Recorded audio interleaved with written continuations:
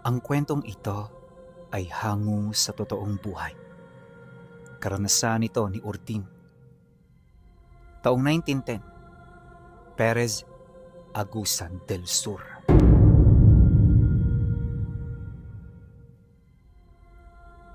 Noong mga panahong ito, naging madalas na ang pagbaba ni Urdin sa lugar ng Ampayon. Bilang mga katutubo, nakasanayan na nilang manatili sa bundok kung saan sila nabuhay at nagkaisip. Ngunit iba siya sa lahat ng mga kauri niya. Ayaw niyang manatili sa payak na buhay, lalo pat nakita na niya kung papaano mamatay ang ilan sa kanila dahil sa kamangmangan pagdating sa medisina. Paunti-unti, napagtanto niya na hindi na sila kayang maisalba at buhayin pa ng luma nilang paniniwala. Marami ang nagalit sa kanya noon, pero marami rin ang umintindi. Maging ang mga ito man kasi, hindi may pagkakaila na gumaan ang buhay nila magmula noong nagsimulang manguha si Urdin ng mga kagamitan mula sa bayan. Hindi naman tutol dito ang kanilang apo, pero karamihan sa kanyang mga pamilya at malapit na kadugo, may lihim na galit sa kanya. Naniniwala kasi ang mga ito na magdadala ng malaking kamalasan at dagok sa lugar nila ang ginagawang yon ni Urdin. At hindi nga sila nagkamali. Dahil pagkaraan lamang ng 3 taon, nagkaroon ng isang hindi kilalang karamdaman sa kanilang lugar. Milya-milya ang layo nila sa bayan ng Ampayon, kaya sa halip na tumungo roon para magpagamot, karamihan sa kanila ay nagtiis hanggang sa may ilan ng binawian ng buhay. Nagtagal ng ilang linggo ang karamdamang yon bago ito tuluyang nalunasan ng kanilang apo. Pagkatapos nito, inakala niya na tapos na ang lahat, pero hindi pa pala. Dahil habang nagpapagaling ang mga biktima, paulit-ulit siyang kinumpronta ng mga kamag-anak niya. Ang sabi pa ng kanyang ama, Nakita mo na ba ang ginawa mo? Binalaan ka na namin noon pa, pero hindi ka nakinig. Napakahirap mong pagsabihan. Kailan mo ba mauunawaan na marami ka pang bagay na hindi nalalaman sa mundo? Huwag mo nang hintayin na may mas matindi pang mangyari rito sa atin. Itigil mo na kung ano man ang ginagawa mo. ngunit imbis na makinig sa payo, lahat yon ay kanyang ipinagsawalang bahala. Naging bingit bulag si Urdin sa lahat. Ipinagpatuloy niya ang kanyang mga ginagawa hanggang sa magkaroon siya ng kakilala sa bayan na malimit niyang puntahan. Ang pangalan nito ay Mikael, tubong bayan at anak ng isang mayaman. Kaya sila nagkakilala ay dahil sa araw-araw nitong pagbili ng mga kopra na kanyang ibinababa. Ayon sa binata, gusto niyang bumili kay Urdin dahil nakasisiguro siya na sariwa ang kanyang mga paninda. Nang marinig niya ang tungkol dito, hindi niya maiwasang matuwa. At bilang isang katutubo, madali rin siyang nagtiwala. Sa loob ng ilang araw, madalas na silang magkausap. May mga pagkakataon pang dinadala siya nito sa malaking bahay nito sa sentro, kung saan nakilala rin niya ang ama nitong palagi lang nakatingin sa kanila. Hindi ito gaanong nagsasalita, pero nakakaramdam doon si Urdin ng kakaiba. Bilang anak ng katutubo, ramdam niya ang presensyang umaaligid sa katawan ng padre de pamilya. Alam niyang hindi ito natural at alam niyang nagmumula ito sa isang agimat na hindi niya matukoy kung ano. Isang hapon, habang nagpapaalam siya sa kanyang kaibigan, bigla siyang hinarang ng trabahador ng ama nito sa labas ng bakuran. Pagharap nilang dalawa, inabisuhan siya nito na sumama patungo sa isang bahay na hindi niya pa napupuntahan. May distansya ang bahay na yon sa tahanan kung saan siya madalas bumisita. Kaya inisip niya, baka iba ang taong may kailangan sa kanya. Ngunit pagdating nila sa may bandang dulo ng bayan, nagulat siya nang makita niya ang ama ni Mikael. Malayo pa lang ay nakangiti na ito na para bang natutuwa ito sa kanilang pagkikita. "Ano ang kailangan nyo?" Wika niya pagharap nilang dalawa. Ngunit hindi agad sumagot ang matanda. Sa halip inalalayan siya nito papasok ng bahay hanggang sa makita niya ang ilang mga taong nakagapos sa dingding ng tahanan yon. 10 katao ang naroon at sa kanilang estado mukhang matagal na silang nakakulong sa loob nito. Noong una wala siyang napansing kakaiba. Pero nang magsimula ng magmulat ang mga mata ng mga nakagapos, bigla niyang naramdaman ng tila paglipad ng kanyang kaluluwa sa kanyang katawan, dulot ng matinding takot. Ayon kay Urdin, kakaibang mga mata nito. Purong puti yun na nagliliwanag sa dilim.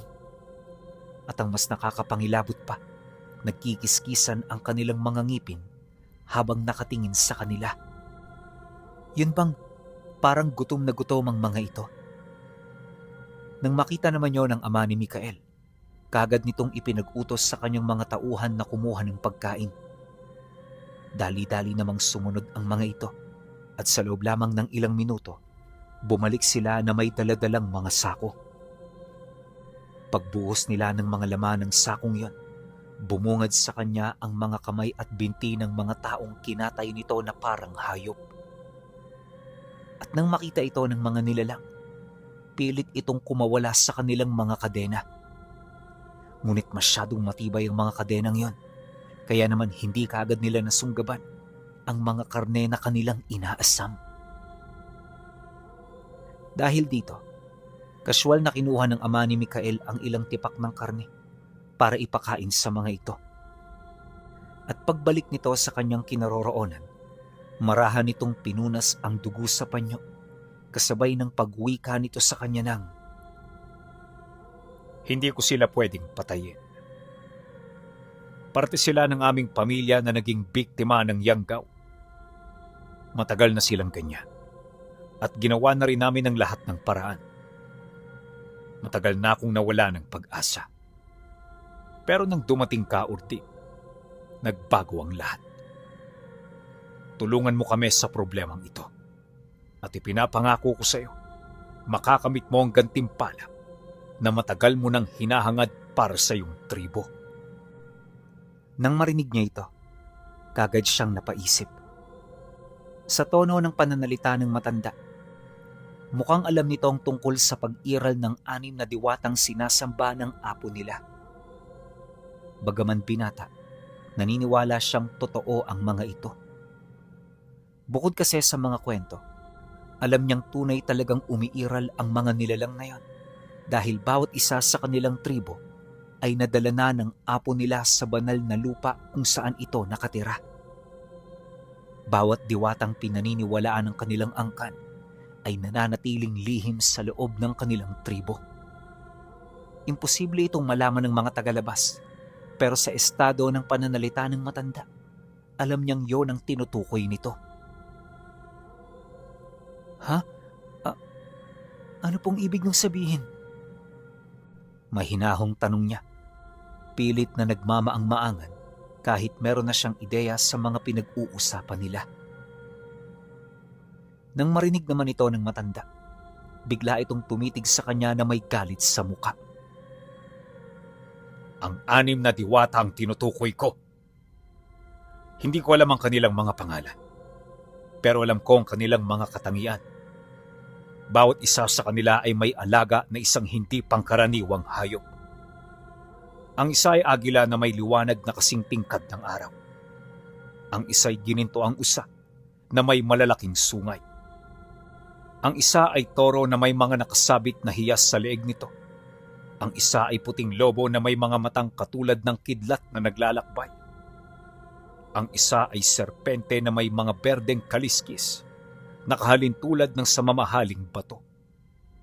At ang huli ay ang tigre, na may buhok ng nagbabagang apoy. Bawat isa sa kanila ay may iba't ibang taglay na kakayahan. At naniniwala ako na sa pamamagitan nila, malulunasan nila ang sumpa na taglay ng aking pamilya. Nang marinig ni Urdin ang sinabi nito, katakot-takot na kaba ang biglang bumalot sa kanyang mukha. Hindi siya makapagsalita at hindi niya alam kung ano ang sasabihin nito. Maya-maya pa, nang mapagtanto ng matanda na wala siyang sasabihin, inakay siya nito palabas habang patuloy pa ring nagsasalita. Hindi kami mga masasamang tao. Hindi ka rin namin pipilitin kung ayaw mong magsalita. Ang layunin ko lang ngayon ay para ipakita lang sa iyo ang mga biktima na matagal na naming ipinaglalaban. Sana maunawaan mo ang aming kalagayan at sana magkaroon ka ng kalinawan para kami ay matulungan. Pagkasambit nito ng mga katagang yun, tumangulang naman siya. Hindi nagtagal, mabilis na binigtas ni Ordin ang makipot na daan papalabas ng bayan. Ang bawat hakbang niya ay mabigat, tila hinahabol ng sarili niyang kaba. Ang mga salita ng matanda ay patuloy na sumasagi sa kanyang isipan, ngunit iba ang sinasabi ng kanyang kutob. Nang mapalayo siya sa malaking bahay, doon niya napagtanto ang nakakakilabot na katotohanan. Hindi sila humihingi ng tulong upang gumaling. Ginagamit lamang siya ng mga ito upang matunto ng banal na lupa. Hingal na hingal at duguan ang mga paa nang makarating si Ordin sa kanilang nayon. Sumalubong sa kanya ang galit na tingin ng kanyang mga kamag-anak, ngunit bago pa man makapagsalita ang kanyang ama upang pagalitan siya, bumagsak si Ordin sa tuhod at sumigaw. Paparating na sila! Ang mga halimaw mula sa bayan! Nilinlang nila ako! Gagamitin nila ang ating mga dugo upang sakupin ang banal na lupa! Binalot ng matinding takot at kaguluhan ng tribo. Ang mga nanlilisik na mata ng kanyang mga kadugo ay napalitan ng panginginig. Ngunit sa gitna ng ingay, isang mabigat na kalansing ng tungkod ang nagpatahimik sa lahat. Lumabas mula sa pinakamalaking kubo ang kanilang apo. Tiningnan ng matanda si Ordin, hindi nang may galit, kundi ng malalim na pangunawa. Matagal na nating iniiwasan ang araw na ito. Ngunit kung ang dilim mismo ang aakyat sa ating kabundukan, sasalubungin natin sila ng nakakabulag na liwanag. Ordin, dalhin mo ko sa banal na lupa. Gigisingin natin ang mga sinauna. Sa pinakamalalim na bahagi ng kagubatan, kung saan nagtatagpo ang mga naglalakihang talon at mga punong higit pa sa edad ng sangkatauhan, matatagpuan ang dambana ng tribo. Pinalilibutan ito ng 6 na dambuhalang bato na nababalutan ng lumot at mga sinaunang ukit. Pagdating nila sa lugar, sinimula ng apo ang ritual. Humugot siya ng isang patalim na gawa sa buto at hiniwa ang sariling palad. Pinatulo niya ang kanyang dugo sa gitna ng mga bato habang inuusal ang mga orasyon na matagal nang ibinaon sa limot. Hindi naglaon, umugong ang lupa. Ang tubig mula sa talon ay tila tumigil sa pag-agos. At mula sa kalangitan, isang gintong liwanag ang pumunit sa madilim na ulap, tumama ng direkta sa mga sagradong bato. Nabiyak ang mga ito isa-isa, at mula sa bitak, sumilay ang presensya ng mga nilalang na may kapangyarihang magpayanig ng mundo. Lumitaw ang 6 na diwata, hindi bilang mga espiritong walang anyo, kundi bilang mga matipunong mandirigma at nagtataasang Diyos ng kalikasan. Bawat isa ay may kasamang sagradong alaga na handang-handa na sa paparating na digmaan. Ang unang nagpakita ay si Lakan-ila, ang diwata ng kalangitan. Siya ang unang bumangon sa gitna ng dambana. Isang matipunong lalaki na may koronang nagliliwanag na parang mismong araw. Hawak niya ang isang gintong tungkod na kumokontrol sa boltahe ng kalangitan. Nakadapo sa dambuhalang sanga sa kanyang likuran ng isang ginintoang agila na ang bawat pagpagaspas ng pakpak ay naglalabas ng nakakapasong init. Ang ikalawa ay si Mayari Puti, ang diwata ng kidlat. Sa baba nila Kanila, Nakaupo ng may matinding formalidad ang isang napakagandang diwata na nababalutan ng manipis na pulang tela at mga gintong palamuti. Siya ang kumokontrol sa bilis ng hangin at kidlat. Sa kanyang tabi ay isang dambuhalang puting lobo na may mga matang kulay asul na nagliliwanag sa dilim. Handang pumaslang gamit ang pangang may kuryente. Ang ikatlo ay Datu Apo, ang diwata ng puot. Mula sa madilim na bahagi ng kakahuyan, naglakad ang isang mandirigmang balot ng mga marka at nag-aapoy na presensya. Ang kanyang mga mata ay parang baga. Kasabay niya ang isang malaking tigre na may buhok ng nagbabagang apoy na ang bawat hakbang ay nag-iiwan ng sunog na bakas sa lupa. Ang ikaapat naman ay si Muga Oro, ang diwata ng lupa. Sa bandang kanan ng dambana, nakatayo ang isang matapang na babaeng mandirigma na may hawak na matulis na sibat at suot ang makakapal na baluti ng tribo. Siya ang tagapangalaga ng daigdig.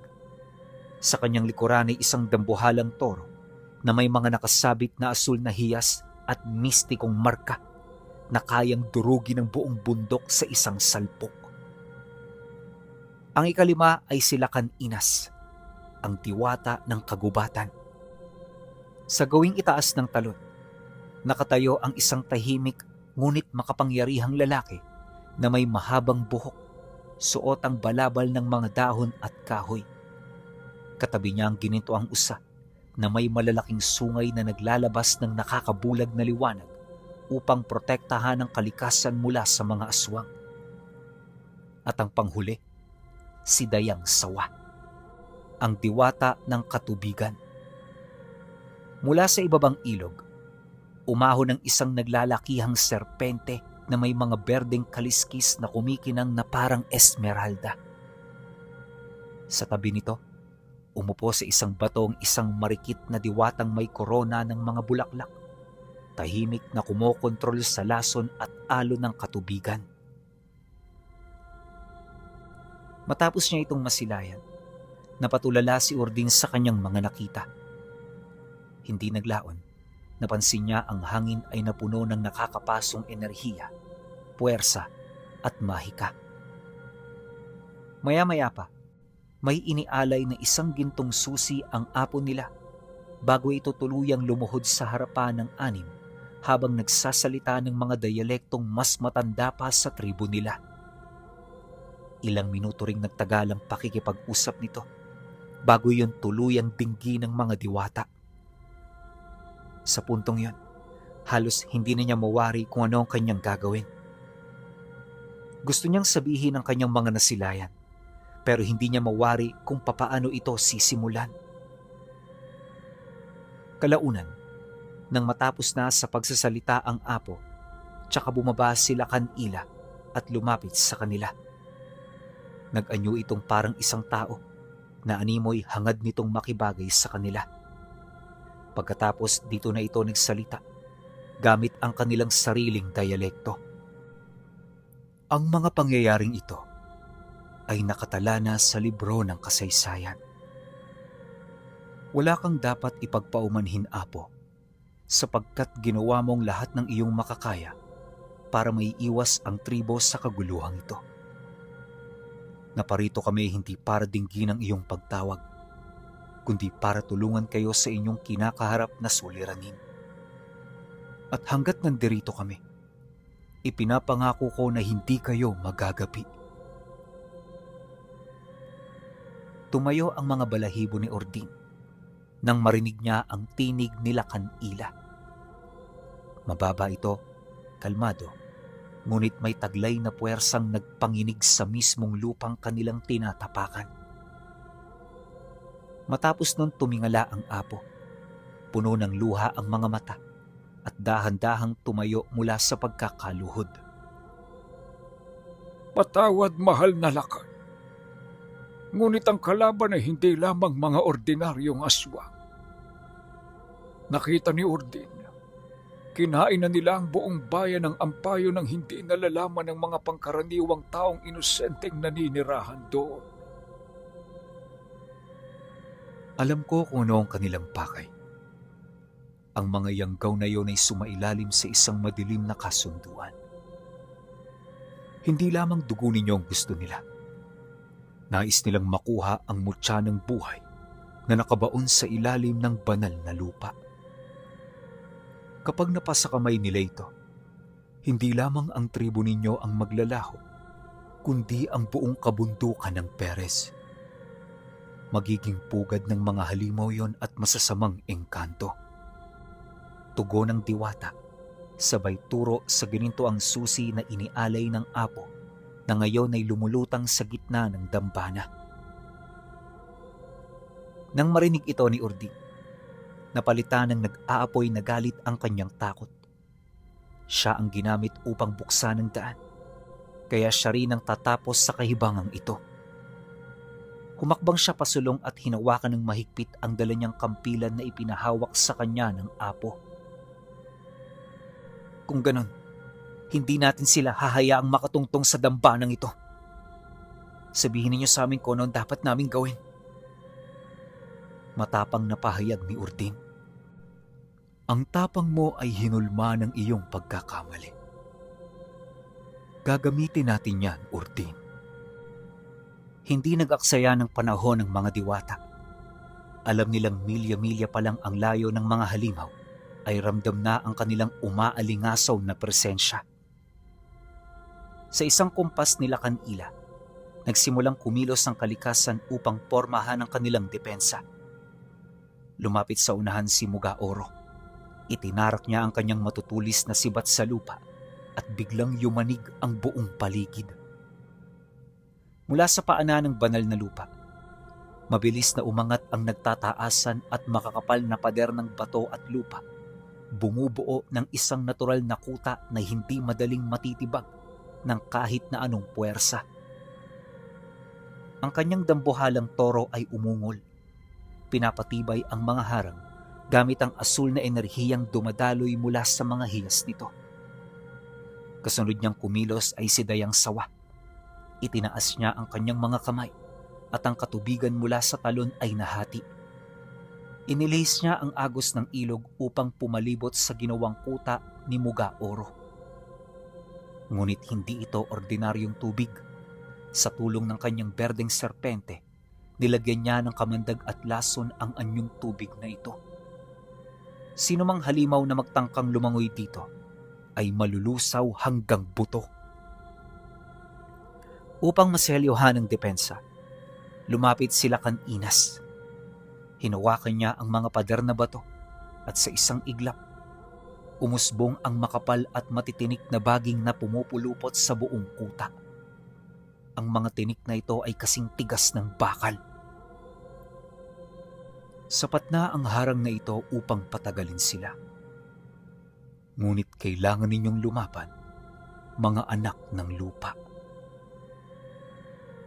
Tinipon ng apo ang lahat ng kalalakihan at mandirigma ng tribo. May hawak silang mga sibat, pana at itak. Alam nilang hindi sapat ang mga simpleng patalim laban sa mga halimaw na nagpapalit anyo at may balat na kasing tigas ng kahoy. At habang sila'y nag-uusap, dito na lumapit sina Datu Apo at Mayari Puti. Tinawag ni Mayari Puti ang mga mamamana ng tribo. Hinaplos ng kanyang dambuhalang puting lobo ang bawat palaso at biglang nagliwanag ang mga ito hanggang sa mabalutan ng asul na kidlat. Ang bawat palasong ito ay tatagos sa kahit na anong baluti ng dilim. Samantala, nilapitan ni Datu Apo si Urdin. Ang presensya ng diwata ng puot ay nakakapaso, ngunit nanatiling nakatayo ng tuwid ang binata. Kinuha ni Datu Apo ang kampilan ni Urdin at dinaanan nito ng kanyang nagbabagang kamay. Biglang nag-alab ang talim nito sa kulay kahel at pulang apoy na hindi namamatay. Ang sandatang ito ay susunog hindi lamang sa laman, kundi pati na rin sa kaluluwa ng mga walang yak. Huwag kang mag-aalinlangan, Urdin. Ang awa ay para lamang sa mga taong may puso. Habang abala sa paghahanda ang tribo sa itaas ng bundok, isang malagim na eksena ang nagaganap sa kakahuyan sa ibaba. Ang ama ni Mikael ay nag-iba na ng anyo. Hindi na ito isang matandang pilay, kundi isang dambuhalang halimaw na may pinaghalong anyo ng tao at baboy ramo. Naglalaway ito ng itim na dugo at may mga matang kasing pula ng baga. At sa tabi niya ay si Mikael, na ang balat ay naging kulay abo, may mahabang kuko at matatalas na pangil. Sa labas ng kanilang tahanan, isa-isa nang nagtitipon ang mga yanggaw na nabiktima sa bayan. At hindi kalayuan sa kanila ang 10 yanggaw na ipinakita ng matanda sa kanya. Ngunit hindi lamang sila naghahanda para umakyat sa bundok. Ginamit ng mag-ama ang kapangyarihan ng itim na mahika upang gisingin at tawagin ang iba pang nilalang na sakim sa kapangyarihan. Mula sa mga anino ng malalaking puno, lumabas ang mga kapre. Sa kalangitan, nagsimulang mag-ipon ang mga manananggal at wakwak, handang umatake mula sa itaas. Ang kanilang mga pakpak ay lumilikha ng tunog na parang pinupunit na hangin. Sa ilalim ng lupa, gumagapang ang daan-daang sigbin at mga itim na duwende, naghihintay ng hudyat upang sumalakay. Wawasakin natin ang kanilang mga harang. Kukunin natin ang mga mutya at ang mga diwata ay gagawin nating alipin. Sigaw ng ama ni Mikael. Humiyaw ng sabay-sabay ang libu-libong halimaw. Isang tunog na umalingaw-ngaw sa buong rehiyon. Nagsimula silang magmarcha paakyat. Sinisira ang bawat punong madaraanan nila. Ilang oras ding binaybay ng mga nilalang ang gubat. Winasak ang lahat ng tahanan na kanilang madaraanan. Sa tuktok ng banal na lupa, tahimik na nakaposisyon ang mga mandirigma ng tribo sa ibabaw ng batong kuta. Si Ordin ay nasa pinakaunahan. Mahigpit ang hawak sa kanyang nagbabagang kampilan. Ang gabi ay naging pambihirang dilim. Maging ang buwan ay tinakpa ng makapal at itim na ulap. Sa likuran nila, nakaistasyon ng 6 na diwata, naglalabas ng kani-kanilang ora na nagsisilbing ilaw ng tribo. Ang agila nila Kanila ay lumilipad na sa itaas, nagmamatsyag sa mga paparating na kalaban. Hindi naglaon, biglang huminto ang ihip ng hangin. Nawala ang huni ng mga kulisap at ang tanging naririnig ni Ordin ay ang mabibigat na yabag ng libu-libong paa na unti-unting umaakyat sa kanilang direksyon. Dahil dito, kung kaya't tanging paglunok na lamang ng laway ang kanyang nagawa. Tumingin siya sa kanyang mga kasamahan, sa kanyang ama na may hawak na palasong kumikidlat, at sa kanilang apo na tahimik na nagdarasal. Maya-maya pa, isang malakas na kaluskos ang narinig mula sa kakahuyan sa kabila ng nalasong ilog. Mula sa dilim, nagpakita ang daan-daang pares ng nagliliwanag na pulang mata. Sa unang tingin naisip niya na masyado itong imposible na matalo dahil sa dami ng mga ito.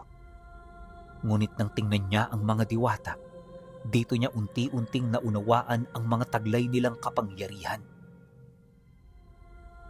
Isang nakakabinging tili ang bumasag sa katahimikan ng gabi.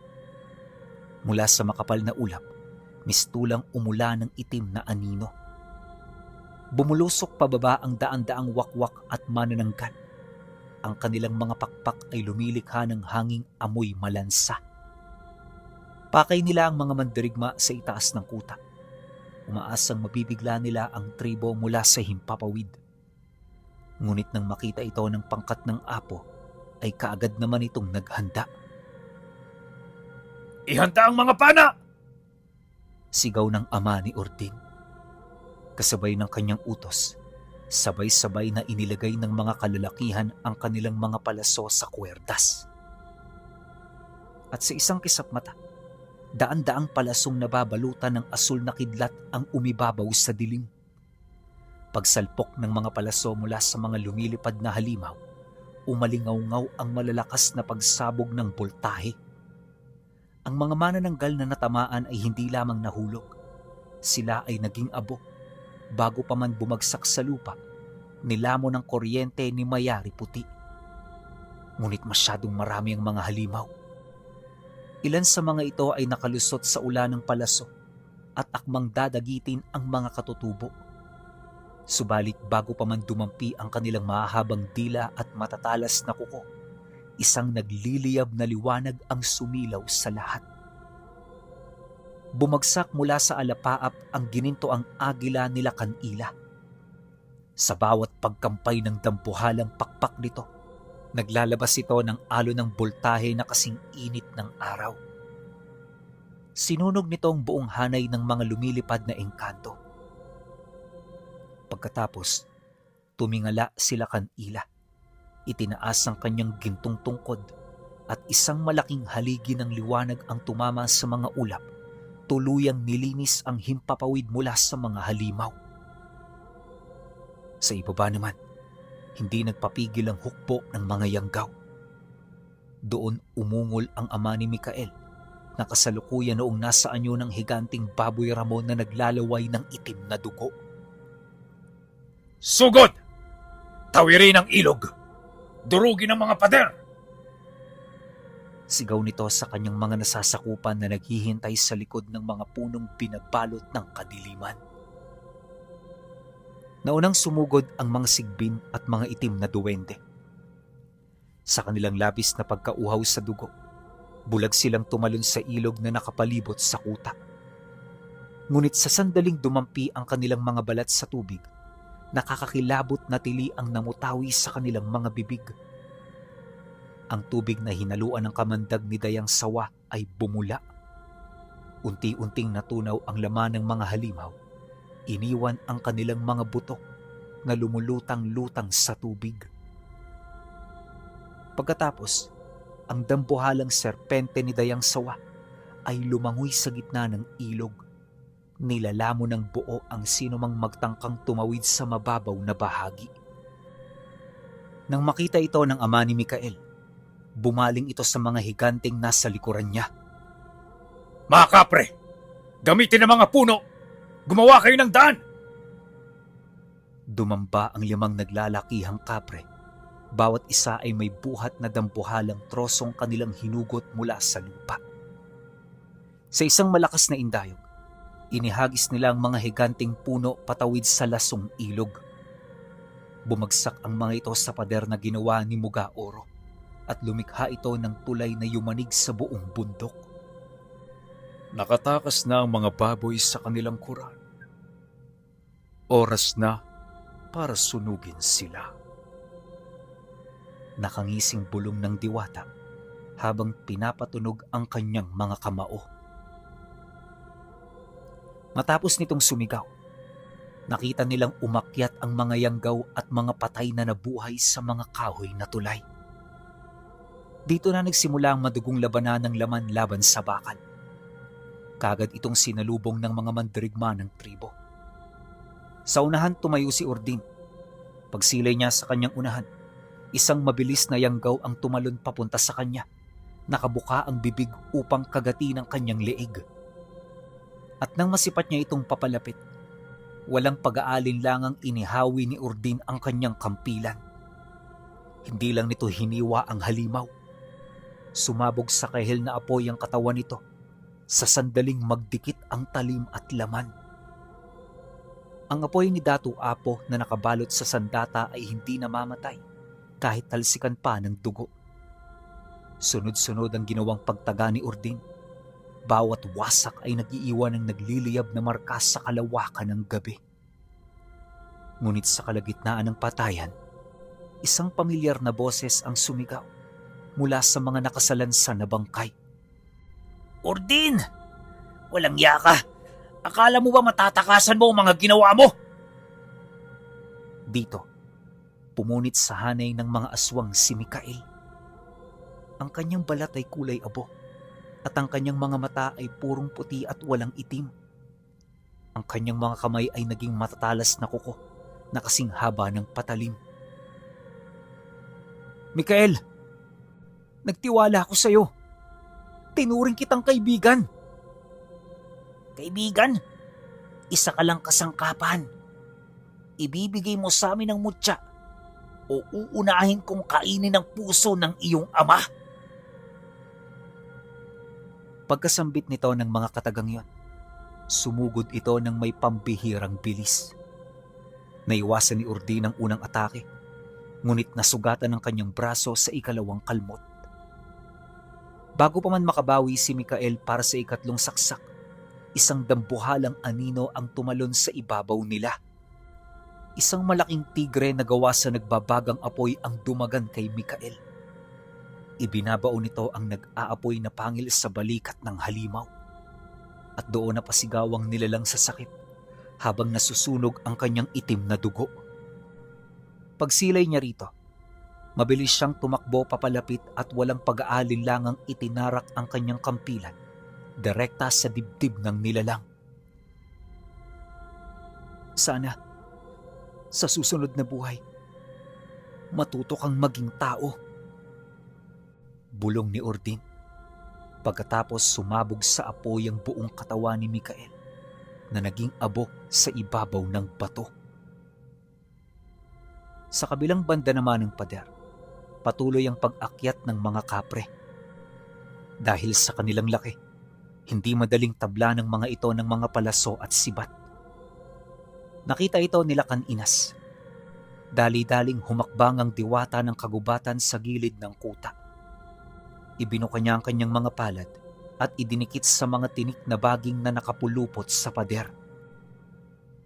Ang kalikasan ay hindi nagpapatalo sa mga parasitiko. Malamig na wika nila Kan-Inas. Biglang nabuhay ang mga higanteng baging. Kusang gumalaw ang mga ito na parang mga ahas at pumulupot sa mga binti, braso at leeg ng mga kapre. Pilit na kumakawala ang mga higante, ngunit kasing tigas ng bakal ang mga baging. Sa isang mahigpit na kumpas nila Kan-Inas, hinatak ng mga baging ang mga kapre pababa. Idinikdik sila ng buong lakas sa matitigas na bato hanggang sa marinig ang malakas na paglagutok ng kanilang mga buto. Samantala, binuksan ni Mugaoro ang isang lagusan sa kuta. Hayaan ninyong tikman nila ang galit ng daigdig. Mula sa lagusan, sumugod pababa ang kanyang dambuhalang toro. Ang mga hiyas nito ay naglabas ng asul na enerhiya na lumikha ng isang puwersang parang ipo-ipo. Sinalpok ng toro ang gitnang hanay ng mga yanggaw. Tinutusok at inaararo silang lahat pabalik sa ilog ng lason. Bawat padyak nito ay nagdudulot ng munting lindol na nagpapatumba sa mga halimaw. Nagtagal ng ilang minutong nangyaring labanan bago nila napansin ang dahan-dahang pagkaubos at paghina ng puwersa ng dilim. Habang pinagmamasdan niya ito, nakita niya na napapaligiran na ng mga sunog na bangkay at natutunaw na laman ang kanilang tribo. Ngunit sa gitna ng usok, narinig nila ang isang atungal na yumanig pati sa mga banal na bato sa likuran nila. Doon, lumabas mula sa anino ang ama ni Mikael. Dahil sa pagkamatay ng kanyang anak at pagkaubos ng kanyang hukbo, ininom nito ang natitirang itim na mahika mula sa lupa. Lumaki ang katawan nito ng higit pa sa mga kapreng namatay. Ang kanyang mga pangil ay naging dambuhalang sungay at ang kanyang balat ay nabalutan ng makapal na itim na kaliskis. Tumingin ito ng diretso kay Urdin at sa anim na diwata na nakatayo sa tuktok. Hindi matatapos ang gabi hanggat hindi ko nahahawakan ng mutya. Lalamunin ko kayong lahat. Tumayo ng tuwid sila Kan-Ila, ang diwata ng kalangitan, at itinutok ang kanyang gintong tungkod sa nag-aalab na kalaban. Ang anim na diwata ay nagsama-sama. Pinagsasanib ang kanilang ora. Alam ni Urdin na ang huling laban na ito ang magdedetermina kung sisikat pa ba ang araw para sa kanilang tribo o hindi na. Hinigpitan niya ang hawak sa kanyang nagliliyab na sandata, handa sa magiging huling sagupaan. Ngunit bago pa man sumugod ang ama ni Mikael, napansin niyang ngumisi ito. Ang kanyang dambuhalang anyo ay tila hindi nababahala sa pagkaubos ng kanyang hukbo. Itinaas nito ang kanyang mga kamay na may mahaba at matutulis na kuko at nagsimulang umusal ng isang sinaunang orasyon na umalingaw-ngaw sa buong kabundukan. Ang kanyang boses ay parang kumukulong putik na dumudurog sa pandinig ng mga mandirigma ng tribo. Inaakala niyo bang kami lang ang uhaw sa kapangyarihan ng banal na lupa? Tawid dagat kong ipinarating ang aking mensahe. Mula sa mga liblib na bundok at madidilim na kuweba ng Leyte. Lumabas kayo, mga kapatid sa dilim! Ipakita ninyo sa kanila ang bagsik ng mga gabunan! Kasabay ng kanyang sigaw, nagkaroon ng pambihirang pag-ikot ng itim na hangin sa labas ng kuta. Mula sa makapal na anino ng kakahuyan, isa-isang nagsilabas ang mga gabunan. Ang mga ito ay hindi pangkaraniwang halimaw. Sila ay isang kinakatakutan at sinaunang lipi ng mga aswang na nagmula pa sa isla ng Leyte. Kilala sila sa kanilang malalaki at matipunong pangangatawan na nababalutan ng makakapal na kalyo at balat na kasing tigas ng pinatuyong putik at bato. Ang kanilang mga mata ay nagbabagang lila at wala silang ibang bitbit kundi ang kanilang mga naglalakihang pangil at mga kamay na kayang bumiyak ng puno sa isang hampas. Sila ang mga aswang na matagal nang iniwasang makalaban ng kahit na sinong babaylan. Ngunit hindi lang sila ang sumagot sa tawag. Mula sa likuran ng mga gabunan, gumagapang ng mabilis ang isang partikular at pambihirang uri ng aswang na kilala sa tawag na asbo. Ang mga aspo ay hindi simpleng pangalan ng isang nilalang, kundi isang buong pangkat ng mga aswang na kilala sa kanilang nakakabaliw na bilis at kakayahang manggaya ng boses ng mga mahal sa buhay. Sila ang mga piling mamamatay tao ng dilim. May mahaba at baluktot na mga binti na nagpapahintulot sa kanila na tumalo ng napakataas. Durugin ang kanilang mga pader! Lalamunin natin sila ng buhay! Umungol ang mga gabunan. Isang sabay-sabay na tunog na nagpabagsak sa ilang mga natitirang puno sa ibabaw ng kuta. Kasabay nito, pumasa ilalim sa kadiliman ang mga asbo na wala sa paningin ng mga katutubo dahil sa kanilang pambihirang bilis. Dala ng pag-aalala, bahagya siyang napasilay sa kanyang ama at sa kanilang apo. Bakas ang takot sa kanilang mga mata, lalo na't nakaharap nila ang pinakamalulupit na aswang mula sa ibang rehiyon. Ngunit mas nangibabaw ang paninindigan sa kanilang mga puso. Hinigpitan ni Urdin ang hawak sa kanyang kampilan na patuloy na naglalabas ng kahil na apoy. Kahit dumagsa pa ang lahat ng halimaw sa bansa, hindi tayo aatras. Dito natin sila tatapusin. Sigaw ng apo. Naunang umatake ang mga asbo. Dahil sa kanilang bilis at mahahabang binti, nagawa nilang tumalon lampas sa mga matataas na pader ng kuta nang hindi natatamaan ng mga palasong may kidlat. Isang asbo ang biglang bumagsak sa likuran ni Urdin. Binuka nito ang bibig at ginaya ang eksaktong boses ng kanyang ina na umiiyak upang linlangin siya. Muntik nang lumingon si Urdin at ibaba ang kanyang bantay. Ngunit mabilis na sumingit ang dambuhalang puting lobo ni Mayari Puti. Kinagat nito ang asbo sa kalagitnaan ng paglipad nito at pinasabog ito sa pamamagitan ng kuryente na dumaloy mula sa mga pangil nito. Nakita ni Mayari Puti na masyadong mabilis at tuso ang mga bagong kalaban. Pikit matang itinaas ng diwata ng kidlat ang kanyang mga kamay. Hindi ko hahayaang unahan ninyo ang oras. Pagkasambit niya ng mga katagang yon, Ibinagsak niya ang kanyang tungkod sa lupa. Isang dambuhalang domi ng asul na enerhiya ang mabilis na lumawak at bumalot sa buong kuta at sa unang hanay ng mga umaataking gabunan at asbo. Sa loob ng boltaheng ito, ang mismong daloy ng hangin at oras ay tila bumigat at huminto. Ang mga tumatalo na mga aswang ay natigil sa himpapawid, gumagalaw ng napakabagal na tila lumalangoy sa makapal na pulot. Ang mga mababagsik na gabunan na nagtatangkang wasakin ng pader ay tila nanigas. Ngunit sa kabila ng lahat ng iyon, patuloy pa rin gumagawa ng paraan ng mga ito para makatakas. Sa kabilang dulo naman ng kuta, nakita ng ama ni Urdin ang pambihirang pagkakataon. Bilang pinakamagaling na mamamana ng tribo, pumwesto siya sa pinakamataas na bato.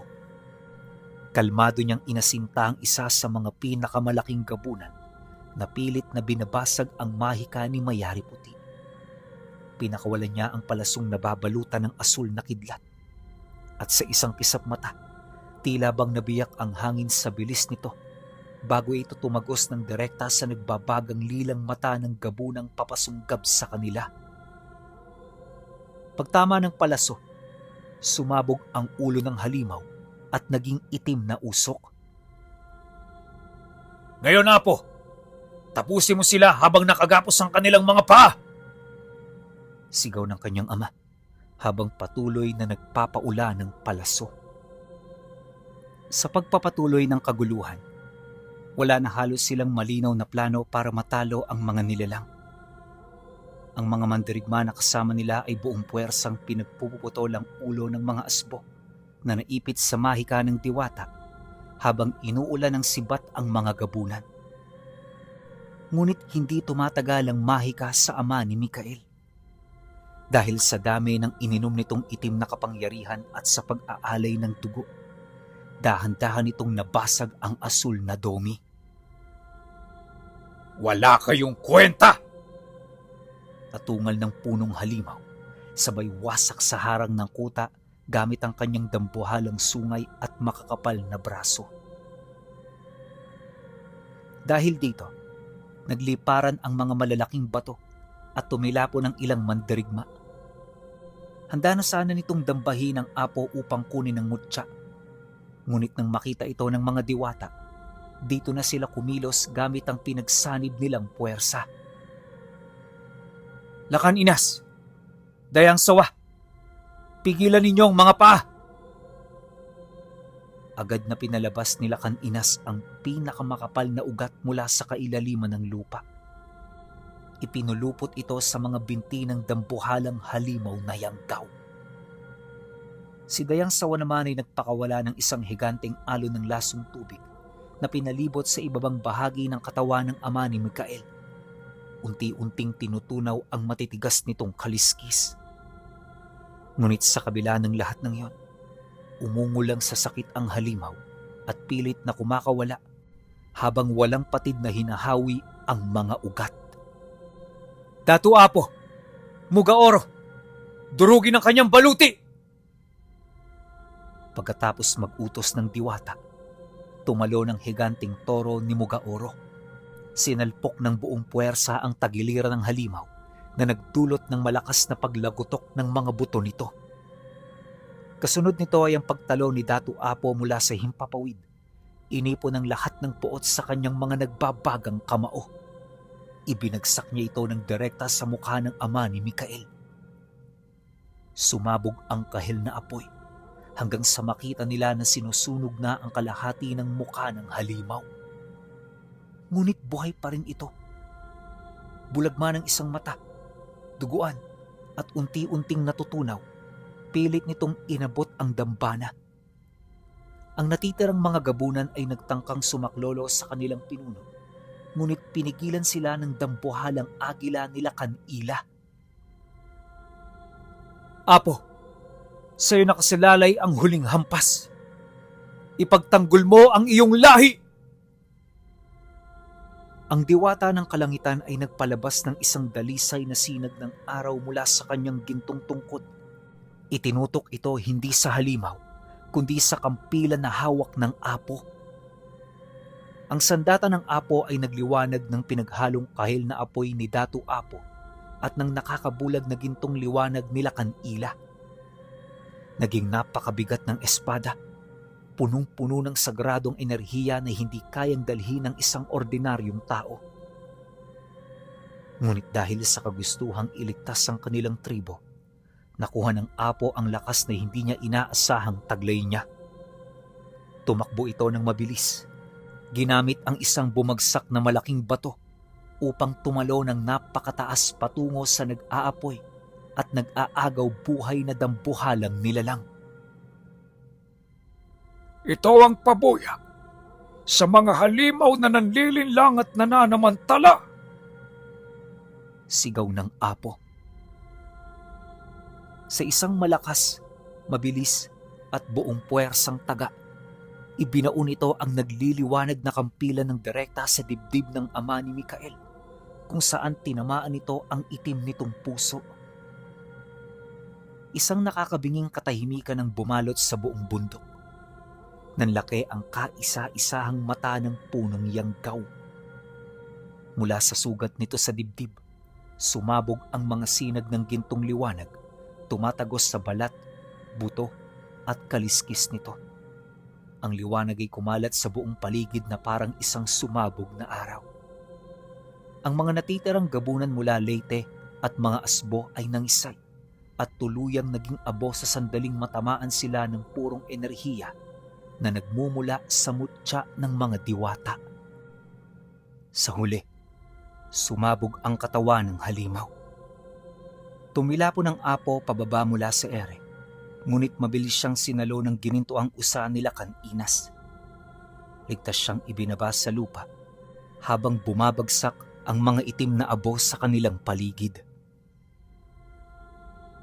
Nang humupa ang nakakabulag na liwanag, bumungad sa kanila ang natitirang pangkat ng mga gabunan.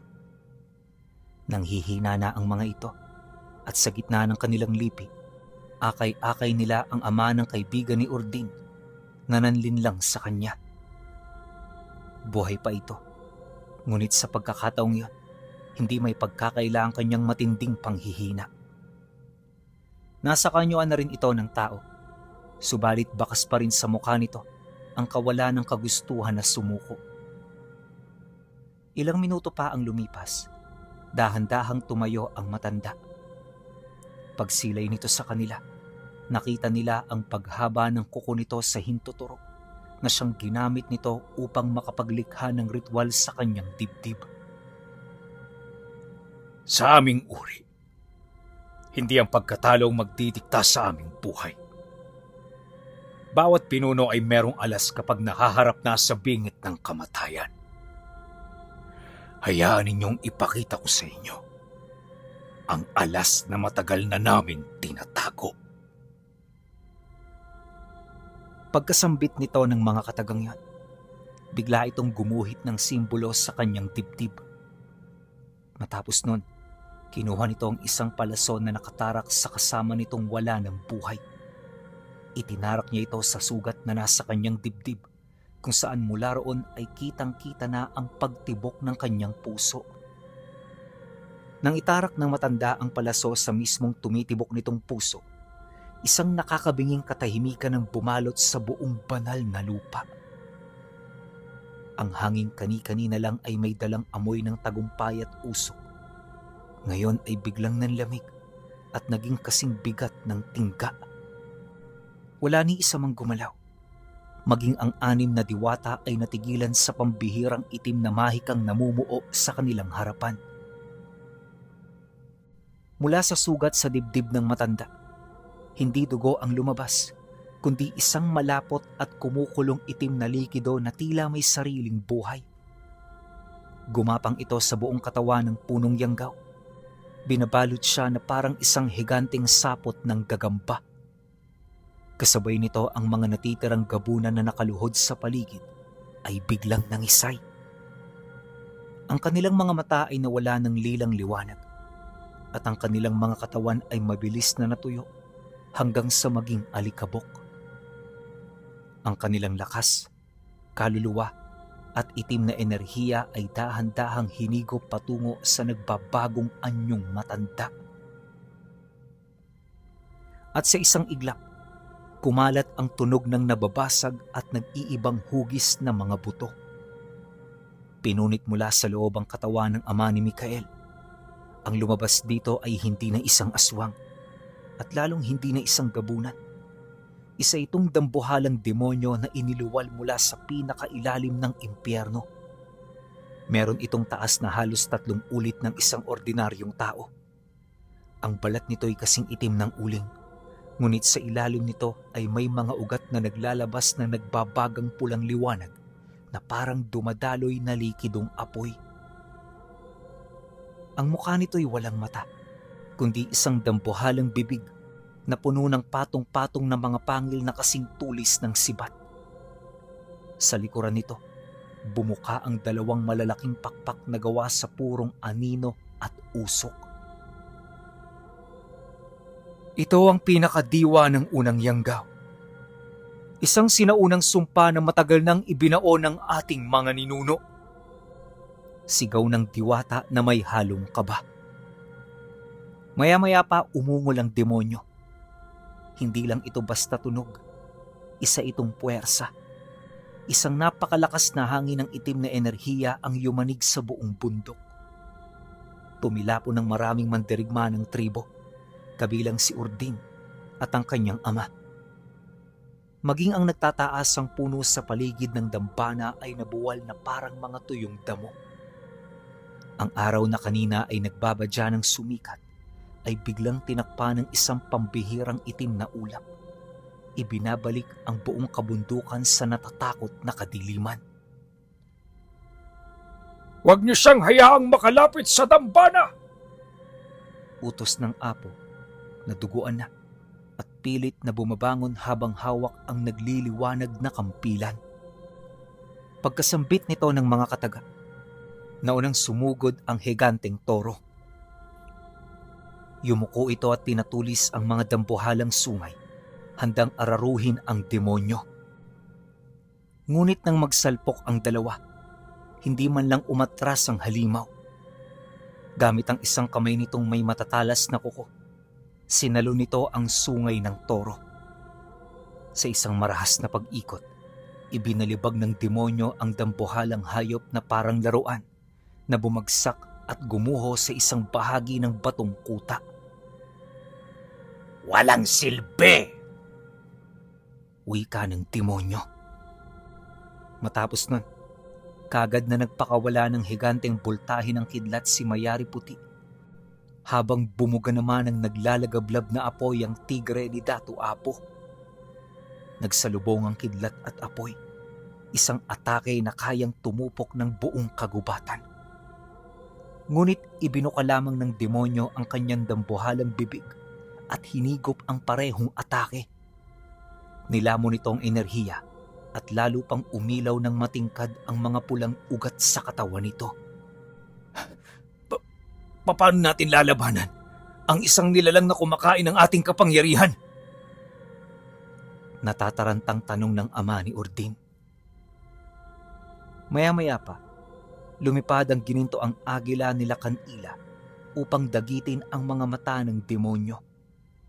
Ngunit ginamit ng halimaw ang mga pakpak nitong gawa sa anino.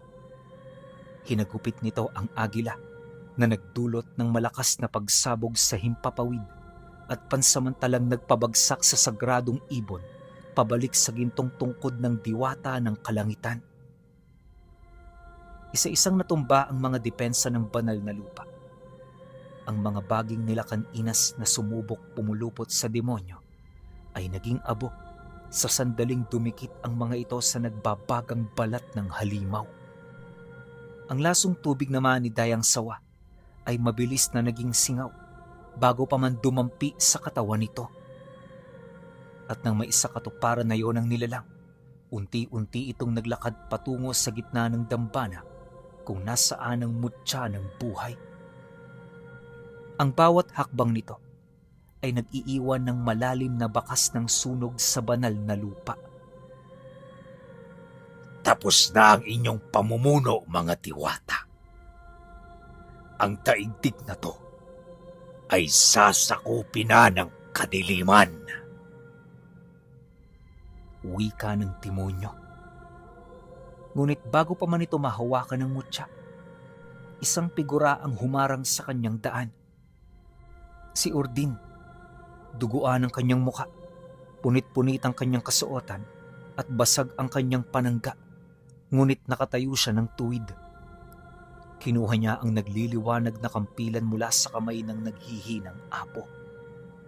Ang espada na pinagsanib na kapangyarihan nila Kanila at Datu Apo ay naglalagablab sa kanyang mga kamay, nakakapaso sa kanyang sariling balat, ngunit hindi niya ito binitawan.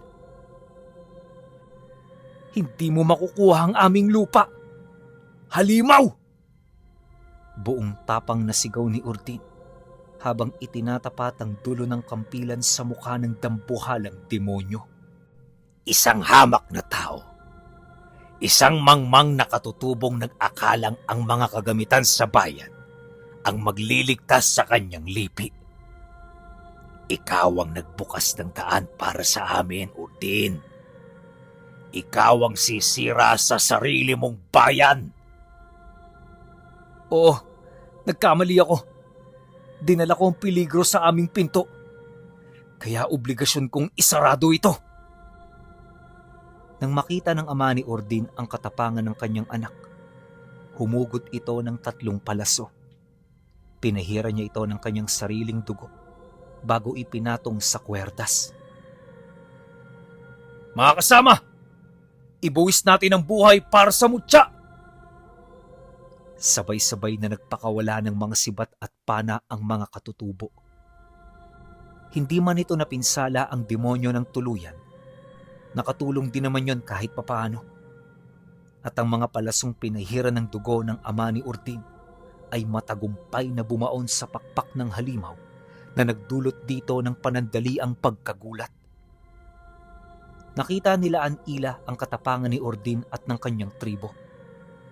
Muling tumayo ang diwata ng kalangitan at itinaas ang kanyang gintong tungkod. Mga kapatid, hindi kayang dalhin ang kalikasan ng laban na ito ng nag-iisa. Kailangan natin ng puso ng mga tao. Ilipat ang inyong huling hininga ng mahika sa sandata ng batang yan. Utos ng diwata.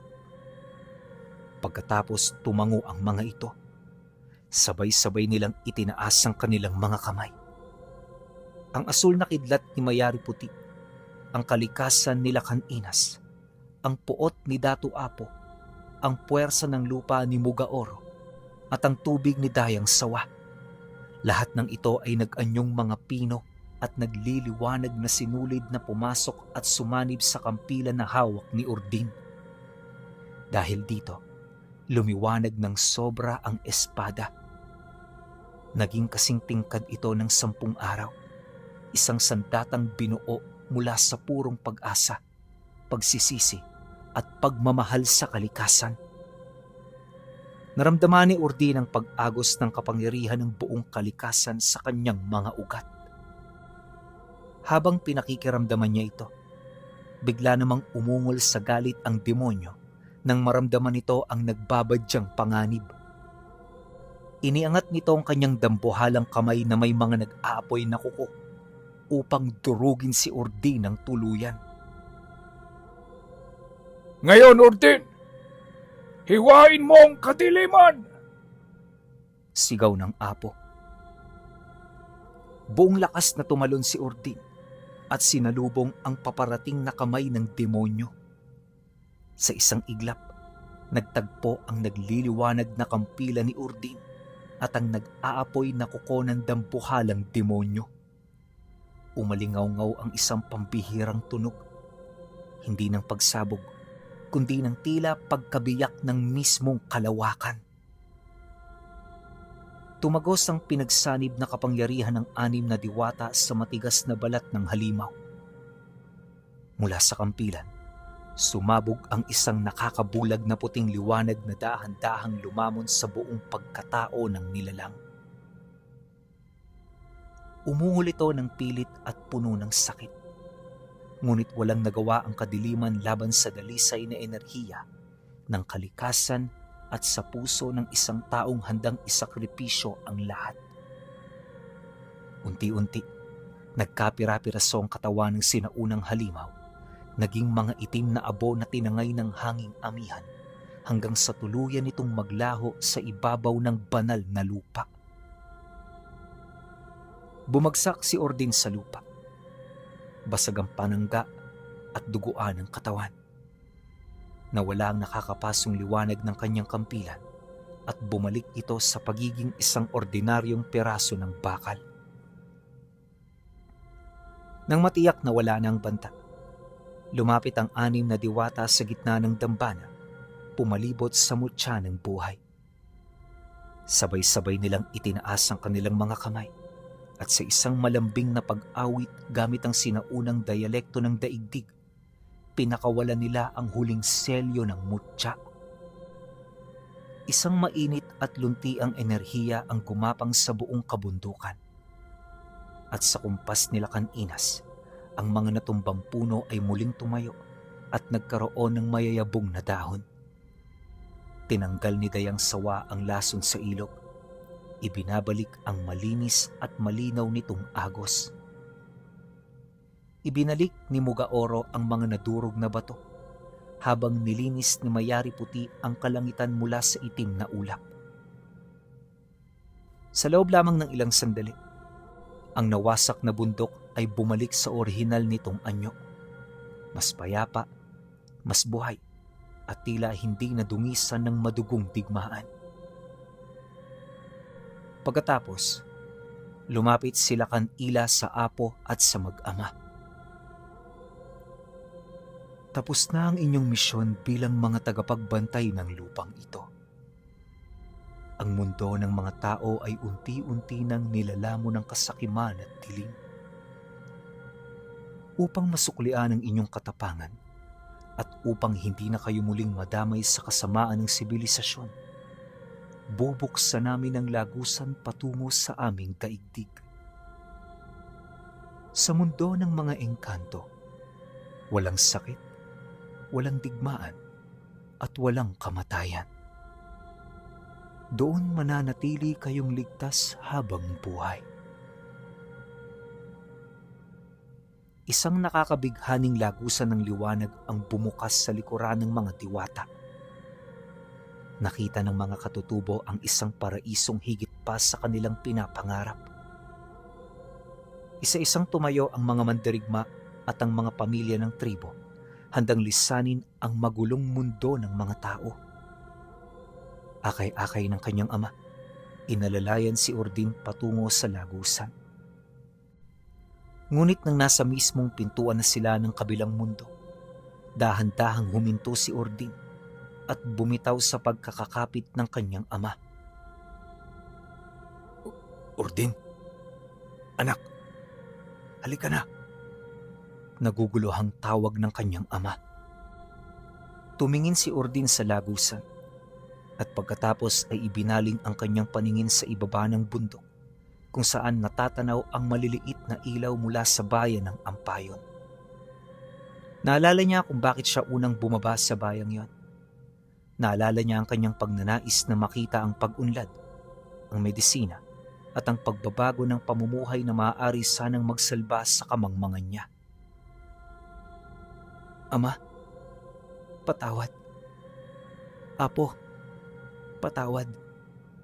Pero hindi ako sasama. Nabalot ng pagtataka ang lahat.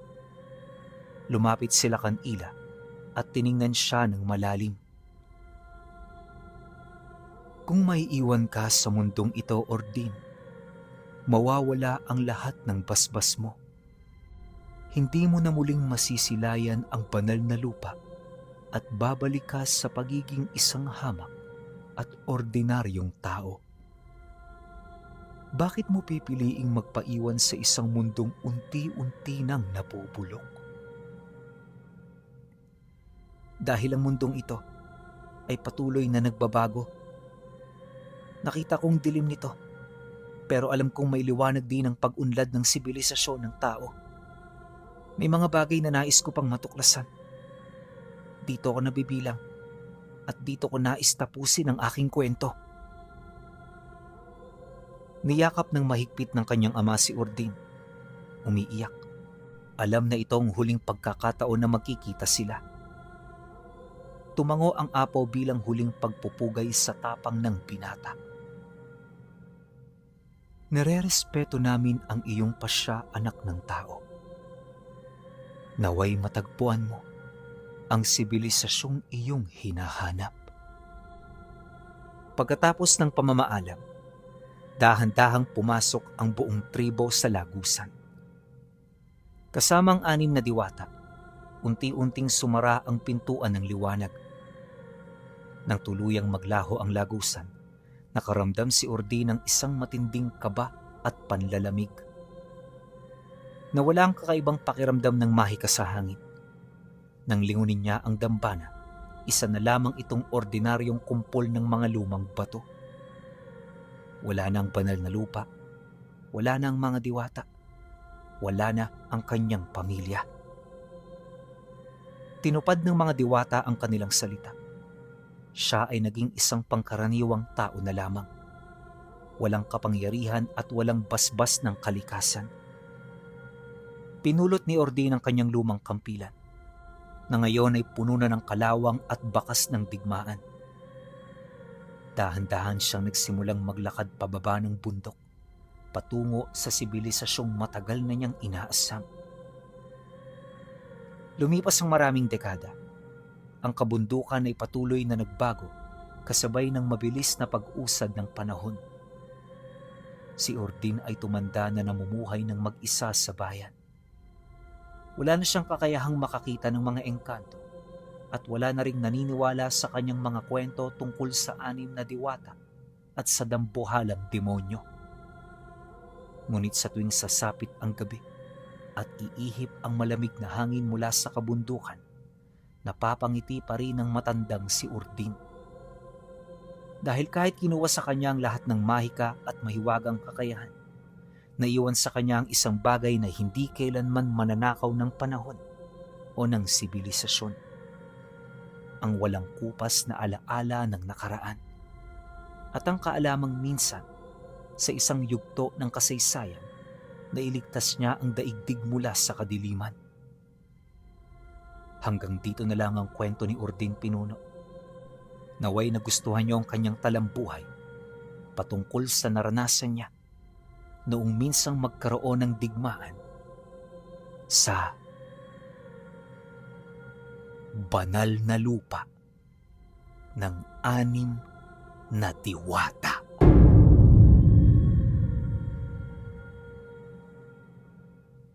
Okay, opinion ko sa kwento.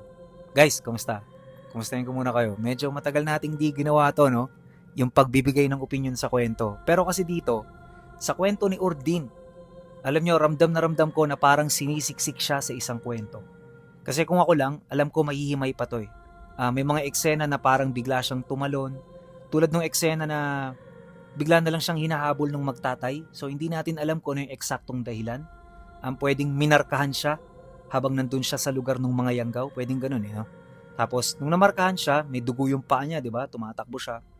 Yun na yun. Yun na yung naging hudyat para magsimula yung digmaan ng mga diwata at saka nung higanteng demonyo. Pero ako nang hinayang ako kasi itong ganitong klase ng kwento. Pwede to kahit 3 episodes na mahaba eh. Kaso parang nung yung nag-send, parang siniksik niya lang sa isa. Pero overall, sobrang ganda, sobrang angas, ang dami nating nakilalang mga bagong diwata. Tapos meron tayong picture nito nakalagay lang dun sa kabila. Yun lang.